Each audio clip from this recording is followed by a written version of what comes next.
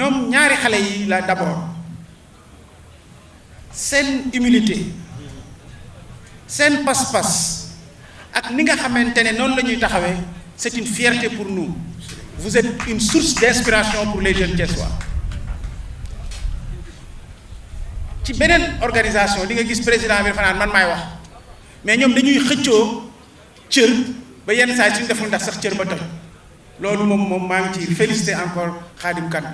Élevage, pour vous dire que élevage esprit bi mu fay yee ci nit ki mooy solidarité ak générosité. L'éleveur est généreux.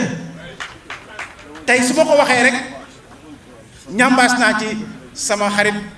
mi nga xamante ne mooy Sidi Ndaw Sidi daf ma gis am ci man cofeel ma am ci moom cofeel mu may ma xar moo xamante ne macha allah xar mu rafet la mi ngi fii mi ngi soo demee tey ma nga fee toog muy xar mu rafet a rafet moo xamante ne doomu xaram bu mag bi nu mu dëtti déedéet karamoxo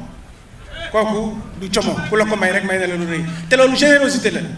Élevage loolu moom mooy importance am dafay créer des liens yoo xam ne day weesu sax élevage bi ñu def parce que di ngeen dem ba tuddante ci ay doom. di ci nuyu tam mboolem kilifa yi nga xamante ne tey fekk nañ leen fii lii ñu doon amal tey lu am solo la. def na fi fukki at année bu njëkk bi bañ koy door boobu docteur Diallo moo ko yor sama jabar moo doon marraine tey 10e année man maay parrain bi kon xam ngeen ne mbir mi am na lu ci def. NMA Sanders ba muy ñëw première année bi man mii maa ko indi bés boobu Ahmed Amar laa indi mu ñëw toog fekke ko moom mu nekk loo xamante ne lu am solo la boobu ba léegi su ma ñëwaatee fekkaat leen fi ñu jox leen parrain man kon ma xam ne kon alhamdulilahi rabbil alamin loolu ñu simboo nag Ahmed Amar Ahmed jóg na fi waaye ñii nga xam ne moom la fi bàyyi ñu ngi taxaw taxawaay bu rafet boobu. maa ngi nuyu Anta di nuyu Khadim yéen ñëpp soo leen demee ngeen ne Jabel Déthié macha allah seen taxawaay kontaan naa ci parce que soo leen fi taxawee man ngeen fi taxawal ndax Ahmed Amar ñëpp xam nañ sama diggante ak moom. di doore par jaale mboolem ñi nga xamante ne dañu ñàkk seen bakkan ci fan yi weesu ci événement yi di tam ñaanal ñi nga xamante ne dañu am jéego yu mag yi ñu defoon ci élevage bi tey ñu jóge fi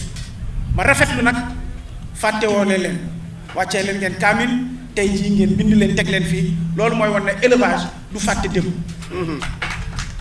ñu leen di ñaanal ñoom ñëpp yal na leen yàlla xaare àjjana yu gën a kawe. ñuy doon tam am lenn loo xamante ne dañ ko doon bëgg a remercier mooy ndawu Thiès fan yii am na lu xew ñu bare defoon nañ ne élevage kii foire bi du am ndax ba ñu koy samp di ko sos yëfi dëkk bi jaxasoo na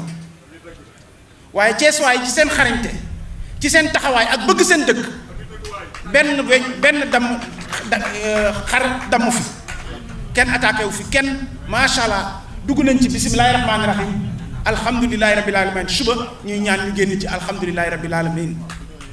loolu nag mënuñu ko woon def te duñu remercier Thiès waay ci seen taxawaay te loolu nag lu am solo la parce que Thiès xam nañ ne dëkk bi ñoo ko moom suñ ko yàqee keneen duñu ko defaral kon nañ ko gën a sàmmal kon waa Thiès gën leen taxaw ci loolu. di wax nag ci élevage yàlla def na man éleveur laa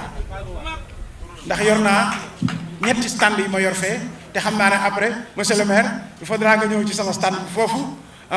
wan ci sa taxawaay ak Ablaye aussi moom tam éleveur la woon boo xam ne pap Sidé ko ci dugaloon waaye temps yi dafa xaw a sooxe Sidé dugalaat ko ci biir parce que Thiessois bu nul éleveur du yoon tout Thiessois est éleveur. lu mu tuuti tuuti Thiessois bu ne éleveur la kon nag loolu moo tax ma ne élevage bi waruñu yem ci foire yi kese monsieur le maire monsieur le gouverneur dañ leen war a interpeller dans le cadre de l'intercommunalité ñu jox espace yoo xam ne dañ fay war a bay fourrager parce que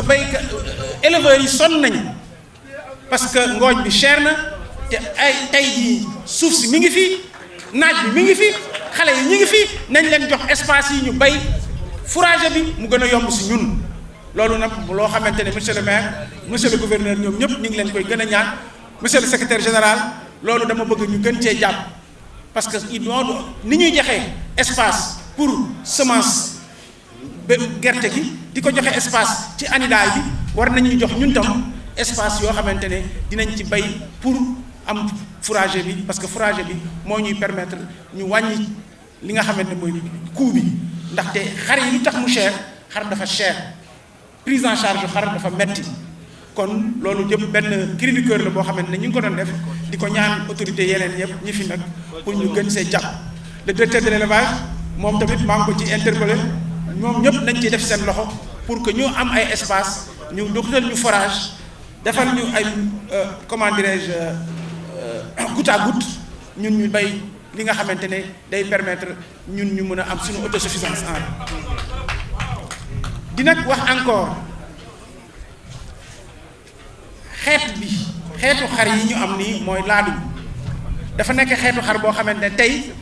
au niveau international dafa am réalité dafa am aujourd'hui dañ ko xam soo demee France nga dem Italie nga dem feneen fu ne dinañ wax ne que laadum bi xar boo xamante ne la spécial la parce que li mu am ci ay mensuration néew na am xar yi ko am dans le monde waaye loolu lépp nag su dooree dafa fekk am na ñoo xam ne ñoo nekkoon ci ginnaaw ay ñoo ci nekk tey moo tax tey abukan mii toog mënuñu tudd laadum te duñ ko wax ñu ngi koy encore encouragé di ko félicité mu continuer ci liggéeyam bi parce que générosité la abu noonu la fa amee générosité gis naa ñi nga xam ne jox na leen xar ba tey jii ñoom ñu nekk ay champion sama gétt am na ay xar yoo xamante ne ci këram la jógee kon loolu lépp looy day indi nit ñi seen biir ñuy doxalante ñuy defarante teraanga moo tax élevage am solo bu mag a mag a mag encore une fois merci pour tout le monde merci à l'organisation di leen wax ne que monsieur le maire li mu leen wax dafa nekk fii suñ ko bëggee soppi il faut que nit ñi def ci alal